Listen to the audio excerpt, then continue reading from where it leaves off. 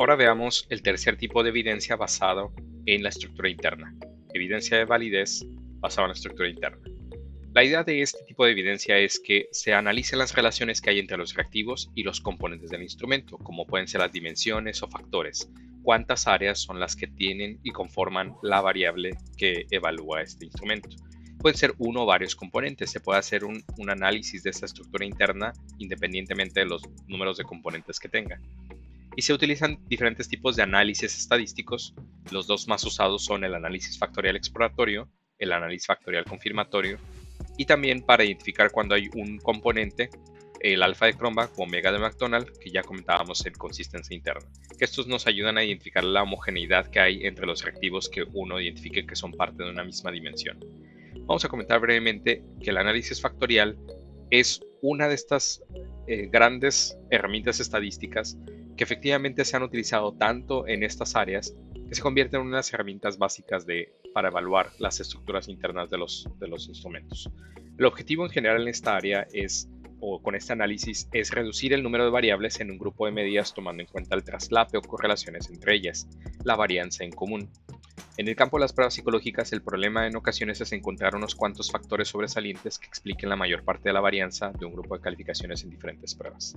Entonces, lo que hace este análisis factorial es utilizar detrás del análisis estadístico que podemos usar en un programa estadístico como SPSS, JASP, R, entre otros, es que utiliza álgebra matricial, álgebra lineal, para analizar la matriz de varianzas y covarianzas o matriz de correlaciones entre todos los ítems que tenemos. Entonces, lo que se le da de alimento a estos análisis factoriales es cómo se parecen los patrones de respuesta que hay de las personas a la prueba. Si, por ejemplo, al ítem 1 responden similar que al ítem 2 o que al ítem 3, y así todas las correlaciones que hay entre los reactivos. Parte de los conceptos clave para poder identificar y entender los análisis factoriales son la idea de una comunalidad contra una especificidad de las pruebas. La comunalidad se refiere al concepto de lo que tienen en común, de la varianza en común, de lo que parecen evaluar en común dos reactivos o más. Y la especificidad es lo que el reactivo aporta que es único para ese reactivo. Comentábamos cuando veíamos el alfa de Cronbach y el omega de McDonald que no queremos ítems que evalúen exactamente lo mismo, que las personas respondan exactamente igual. Queremos que sí respondan de manera similar, es el lado de comunalidad, pero que haya una respuesta ligeramente distinta a los ítems, es el grado de especificidad, que entonces nos permite muestrear en conjunto de todos esos ítems algo más complejo. Entonces tiene que haber un grado de comunalidad bastante alto, pero también un nivel de especificidad de cada uno de los ítems. Luego están conceptos como el eigenvalues y eigenvectors. Esta idea viene desde el análisis de componentes principales, que también tiene más tiempo de uso, y la idea de estos eigenvalues es como este número que permite representar el porcentaje de la varianza que es explicado por el factor que nosotros ya identificamos. Vamos a ver unos ejemplos de esto ahorita. Otro de los conceptos es una gráfica de Scree o Scree-plot, que se utiliza para elegir la cantidad de los factores que se van a tener, sobre todo en un análisis factorial exploratorio. Y otro concepto son las cargas factoriales, que vamos a ver ejemplos también de esto ahorita, pero en general son la idea de la correlación que cada ítem tiene con el factor que uno está tratando de ver si explica a ese grupo de ítems en particular. ¿Cuándo son útiles estos análisis factoriales? La idea es cuando tú tienes una propuesta de la cantidad de ítems, que pueden ser estos cuadros del lado izquierdo en esta gráfica, que tendrían entonces una disposición ya en cuanto a cuáles dimensiones o áreas de la variable están evaluando. En la teoría de los 5 grandes factores de personalidad, lo que vemos es que los ítems se catalogan como uno de los factores de personalidad. Es decir, tiene 5 ítems que evalúan agradabilidad, 5 que evalúan responsabilidad, etc. Cuando tú tienes esta estructura de que tienes varias dimensiones, en este caso 5 o factores, de la variable en general que es personalidad, y tienes ítems que se supone que deberían evaluar esa parte de ese componente de la personalidad, es el tipo de estructura que te va a servir muy bien evaluar con análisis estadísticos como un análisis factorial si efectivamente las personas tienden a responder de manera similar a los reactivos de una misma área. Por ejemplo, las personas pueden ser agradables y entonces responder de manera alta a todos los 5 reactivos de agradabilidad, y que entonces se parecerían sus respuestas a estos 5 y no tanto se parezcan de entre estos 5 reactivos a los siguientes de responsabilidad. Entonces una persona puede ser agradable pero baja en responsabilidad, o puede ser agradable y alta en responsabilidad, no va a haber en la misma correlación entre estos 5 en conjunto contra estos otros 5 de responsabilidad. La idea de un análisis factorial es, si tú no sabes muy bien cómo se van a agrupar los reactivos, es decir, si no tuvieras esta distribución de reactivos, utilizas un análisis factorial exploratorio. Si sí supieras que estos son los reactivos y cómo deberían cargar en cada uno de estos 5 factores, entonces utilizas un análisis factorial confirmatorio. Comentemos algunos puntos que son relevantes para los análisis factoriales. Esta es una de las herramientas realmente más potentes dentro de esta área, y por eso comentaremos algunos de estos puntos para lograr un poco de intuiciones en cuanto a esto.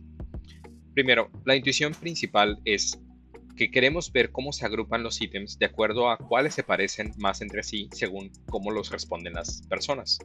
Entonces vemos esta correlación, esta tabla aquí de un estudio que tenemos en revisión sobre actitudes hacia diferentes modelos de hipnosis. Lo que tenemos es que son 12 reactivos que forman las filas y las columnas, de manera que entonces en el cruce de esos reactivos vemos una línea en diagonal que tiene números 1. El 1 significa que hay una correlación perfecta entre cada ítem consigo mismo, y eso sería, por supuesto, obvio. Pero entonces el resto de los números son las correlaciones que hay entre cómo las personas responden al ítem 1 comparado con cómo responden al ítem 2. Por ejemplo, este .487 significa que el ítem 1 y el 2 se parecen en cómo las personas tienden a responder. Si tienden a responder alto en el ítem 1, tienden a responder alto en el ítem 2.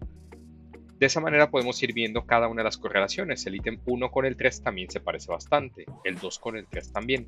Y aquí es donde tenemos, por ejemplo, un grupo de ítems 1, 2 y 3 que entre sí hay una correlación pues mediana entre ellos. Pero hay otros ítems como el 1 y el 2 que no correlacionan con el ítem 4, .06 negativo, .09 negativo. Y el 3 tampoco correlaciona tan alto con el ítem 4. Entonces, ¿con quiénes correlacionar el ítem 4? Tendríamos que buscarlos, por ejemplo, en esta columna del 4, que correlaciona bien con el 5, con el 6, con el 7 y no tanto con los otros. Lo que queremos ver entonces es que este es un resumen de si 1000 personas contestaron este cuestionario y esta correlación es la que vemos entre ellos, es la representación de cómo las 1000 personas tendían a responder de manera similar unos reactivos y no otros. Lo que hace un análisis factorial es tomar esta matriz de correlaciones o su versión en matriz de covarianzas, señalar estas correlaciones que son altas entre sí de los reactivos y buscar la mejor manera de agrupar los reactivos para que representen estos factores latentes. Es decir, qué tal si hay un factor latente detrás de los reactivos 1, 2 y 3, que es lo que los hace tener esa coincidencia entre ellos, y tal vez incluir al 8 o al 10 o al 12.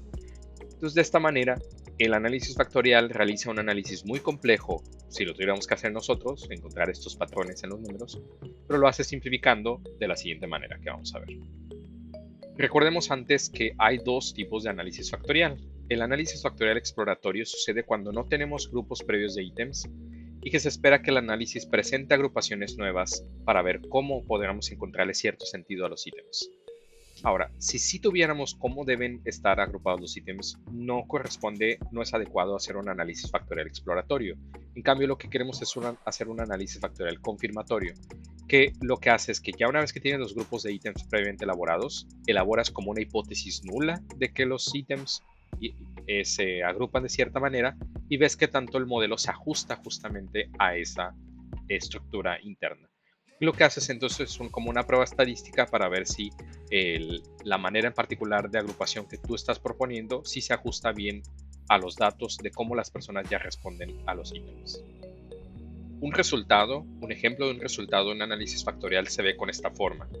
Se plantean una matriz de componentes, que se le llaman así a las posibles dimensiones o factores que van a encontrar en el análisis, y lo que se hace es que cada uno de los renglones en esta tabla es uno de los ítems. Se puede poner como una síntesis o la redacción del ítem para que puedas leerlos y verificar que efectivamente se parecen en cuanto al constructo que evalúan.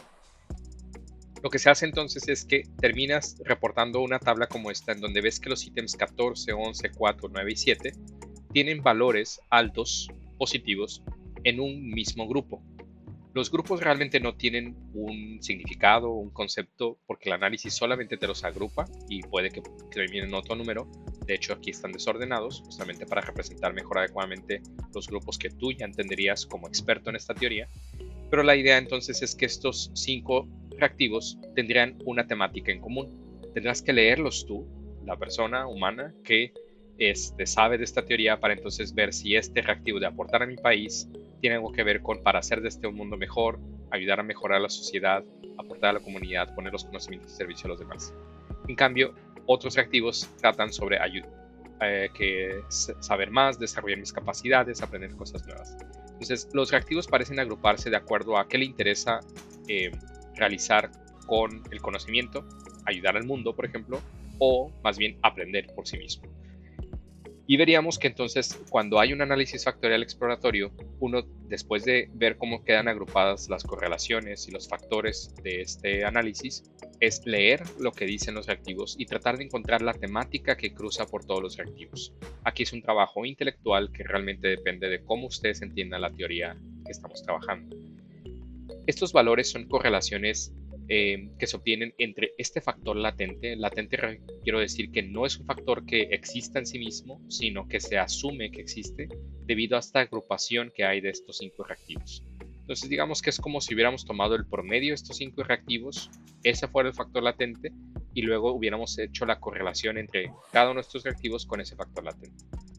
Los valores son altos, eso quiere decir que sí tiene una correlación bastante buena cada reactivo con el grupo que estarían representando, con ese factor o dimensión latente que hay.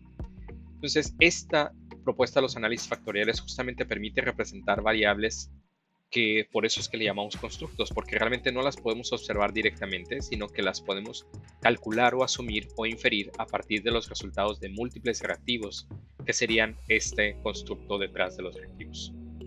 Los números que aparecen en blanco aquí, todos estos lugares vacíos, no significa que estén vacíos. Lo que sucede es que estas correlaciones generalmente se ocultan para que se pueda observar de mejor manera las correlaciones que sí indican el lugar donde queda cada reactivo. Es decir, lugar donde haya números en esta columna, quiere decir que esos reactivos serían agrupados en este mismo grupo y no en los otros, a pesar de que sí haya números aquí. De hecho, aquí hay 2 números que fueron bastante altos y podrían generar un conflicto de que estos 2 reactivos tal vez tienen carga factorial entre estos 2 factores. Eso no es tan bueno, pero no es problemático en este caso. Estos números no son tan parecidos a estos. Entonces realmente esta es la manera de representarlo y simplemente significa que asumimos que estos 5 reactivos pertenecen a un mismo grupo, estos 3 a otro grupo, estos 5 a otro grupo, estos 4 a otro grupo y los últimos 4 a otro grupo. Y de esa manera podemos representar lo que encontramos en este análisis factorial exploratorio. Y ahora, como una breve introducción, que necesitaría otro subtema para poder explicarse de mejor manera, está cuando sí tienes una idea de cómo deberían estar agrupados los reactivos de tu instrumento, y entonces no es que esperes a ver qué grupos aparecen, sino más bien ya tú sabes cuáles grupos deberían ser, y lo que haces entonces es una prueba estadística para ver qué también se ajustan los datos, la evidencia, a la teoría que tú ya tenías. Y ese es el análisis factorial confirmatorio. En este caso tenemos una muestra también de un estudio que estamos en revisión y que evalúa que los reactivos componen ciertos factores en particular. Esta es una versión final que tuvimos de este instrumento con 8 factores y que vemos que los cuadros son los ítems y cómo estarían agrupados. Lo que vemos en las flechas son las cargas factoriales, las correlaciones que hay entre ese factor latente y cada uno de los ítems, y vemos que hay una representación bastante buena de los datos como se espera. Lo que vimos es que este modelo se ajustaba bastante bien a los datos y tenemos varios tipos de análisis que podemos hacer para poder ver qué también se ajustan. Son análisis que resaltan uno u otro aspecto del modelo a realizar, pero una de las notas importantes es que el análisis estadístico que hay detrás de un análisis factorial confirmatorio generalmente se conoce como modelamiento por ecuaciones estructurales, que lo que busca es poder representar todas las correlaciones que aquí se observan entre sí en un mismo modelo al mismo tiempo. Y de esa manera entonces ver si lo que esperabas que sí se correlacionara o que no se correlacionara justamente coincide con los datos que ya tienes de cómo los participantes contestaban el cuestionario.